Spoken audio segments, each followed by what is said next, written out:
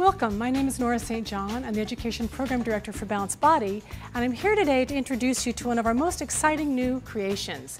This is the Allegro 2 tower system that goes with our new Allegro 2. We're very excited to show you the features of the tower and to show how it can be used to increase the versatility of your exercise repertoire, to expand the number of exercises you have available to you. It's also wonderful to have two machines in one small footprint.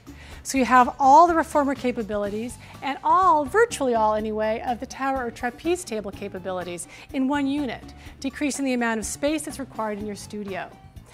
Also, because you now have a reformer and a tower connected and working together, you can use spring resistance from the reformer side and from the tower side to create some really interesting new integrated reformer tower exercises. Let's get started with just talking about what comes with the unit and then how it all works. So the Allegro 2 tower starts with the tower that will be attached to your reformer. It comes with an assortment of springs, both long and regular, a roll-down bar, and a push-through bar. And it also comes with a safety strap, which we'll get to in just a minute. To convert your reformer into a tower, we also have a conversion mat. So let's show you how that works. Taking these pulleys, which are an extra piece of equipment that you'll need for your tower to work as a reformer, you'll take these off and just place them underneath the reformer. And these are very simple. You simply push that spring in and pull it out. There's a small hook in there that attaches onto the eye bolt quite securely. So we'll put that down there. And now I'm going to unspring my reformer and move it all the way to the tower end. From there, I simply take out my conversion mat, and storing it under the reformer is a nice place to keep it. Now notice it has this little tongue on the end. So for that to work, I've got to center it on my frame, and then I'm going to just drop it in like that. Now I have one long, smooth surface on which to do all of my tower exercises. The shoulder rest can be removed or not. It depends on what exercises you're doing. That can actually be a nice place to put the feet for some tower exercises and can support the shoulders for some tower exercises as well. We're going to take them off though to show the full tower as it would be. Now, a couple of things about using the tower. Just like any of the other towers that we have, the springs will be attached by eye bolts. So we have a low eye bolt, which I usually call the 0 or the low eye bolt. That would be position 0. Then we have 1, 2, 3, 4, 5, 6, and 7. You also have a center one if you need to attach something from the middle of the machine. And the nice easy thing about this is you can simply say in a class or a group setting, attach your short blue spring to the number 6 eye bolt. It's a really nice, easy way to reference the placement of the springs in a class or even in a private setting. You'll also notice that the back side of the machine contains exactly the same configuration of eye bolts, thus allowing you to work off the front of the machine or off the back of the machine. Although the tower is typically done on this side, a lot of the tower work can also be done off the back side of the reformer. This is a nice way to have two stations in one location without having to do any conversions. Now we have a couple of things to talk about here in terms of safety and function. This is our roll-down bar, which you use for all of your roll-down exercises, usually attached by a long or short yellow spring. And now we come to one of the really critical parts of any tower or trapeze table or Cadillac unit, which is the push-through bar. This is both one of the most exciting parts of the machine and one of the ones you have to be most careful with safety. So I'm going to come around to this side of the machine. The push-through bar right now is held up by a little Velcro attachment to the safety strap. So I'm going to take my push-through bar down. I'm going to swing it through to the front. And we'll talk a little bit about push-through bar safety. The tower that you're going to get comes with a 3-sided push-through bar. In other words, there isn't a 4th side that connects the back of the push-through bar. That allows you a lot of freedom and range of motion to do exercises in this area. It also means that the springs have a little different action. when you don't have the fourth side on your push-through bar. So in terms of safety, we'll show that in a minute, but in terms of safety, this has a lot of force and can swing anywhere in this whole circle. This is called the circle of danger. And you really want to keep both your body parts as an instructor and your client's body parts out of the way of this swing at all times. Really critical thing to do. When you're working with a client using the push-through bar, and let's say you're giving it to them and then they need to hand it off to you, especially in an exercise, for example, where they're prone and the push-through bar is way up behind them, always make sure you get verbal confirmation that they are attached to the bar or that they're going to let it go. Okay, make sure that you're in communication with your client at all times. When working with a new client on this, or even working with an experienced client who you're a little nervous about, always keep your hand somewhere near or on the push-through bar if they're doing anything that's at all risky. Okay, just keeps it safe. Now, a couple of things to look at there. I have two different typical places to put my springs for my push-through bar. One is on the number 6 position on the outside of the upright. Now if I do this, you'll notice what happens when I push the push-through bar through.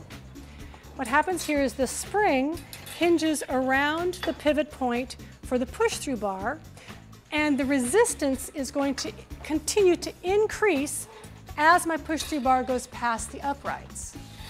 Now most people expect that in a reformer or in any kind of Pilates equipment with spring resistance, because as you go farther in the range of motion, the resistance gets harder and harder. Now if I want to change that feeling, I'm going to move this out of the way, move up to my number 7 eye bolt.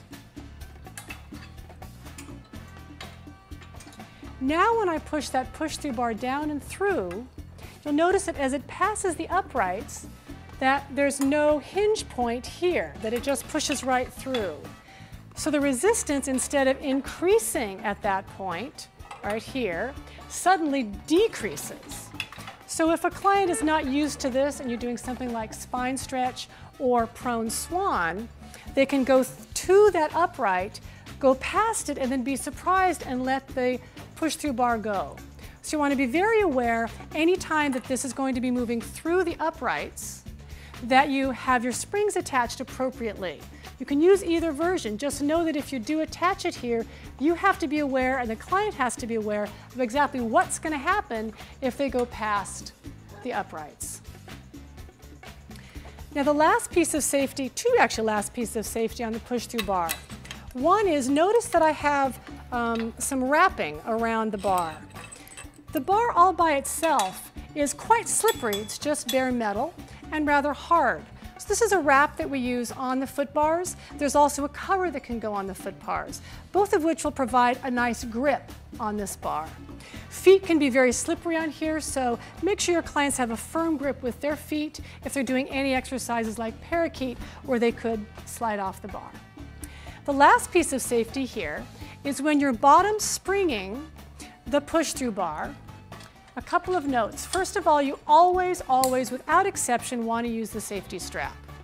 There's no reason to do anything else. So we take our safety strap, we hook it around, and then we just take our carabiner through our little strap. Now from here, that means my push-through bar can't ever go lower than I want it to go. So if I have a client underneath here, their knees are bent, they're about this high, this isn't ever going to touch their shins should their feet slide off the bar. You also want to make sure that you put the safety strap on first and then attach your spring. That makes it much easier to put your spring on. Okay, so that would be a nice bottom-loaded position for your push-through bar. I've got some options here with my safety strap. You see all the eyelets that it's got. I could go a little lower, I could go a little higher, depending on the needs of the exercise. Now the last thing about the push-through bar is that there are different positions, different heights of the hinge point of the push-through bar. This is in the low position, which is usually the normal position, but some clients either have less range of motion in their upper back, are very kyphotic or have a very large head, and you need to bring this up so that the bar will clear them on different exercises. For that, you can simply take the push-through bar and move it up one hole, just like you do on all of our other towers. Let me show you quickly how to do that. So here's taking my safety strap off, always controlling my push-through bar. And now, if I'm going to change this, all I need to do is there's a little knob, which you can see right here. On this pin, I push in my pin and I pull it out. Then I'm simply going to do that same thing on the other side, bring my push-through bar up to my next hole and push the pin in. If you do change it and your studio has a regular setting that they like to use, we highly recommend returning it to the regular settings so that everybody knows what height that push-through bar is going to be when they come to take a client onto the machine. The last thing I want to talk about, which is something unique to the Allegro 2 system, is right back here. There's several extra eye bolts. And these are really a nice place to store all of your springs when they're not in use.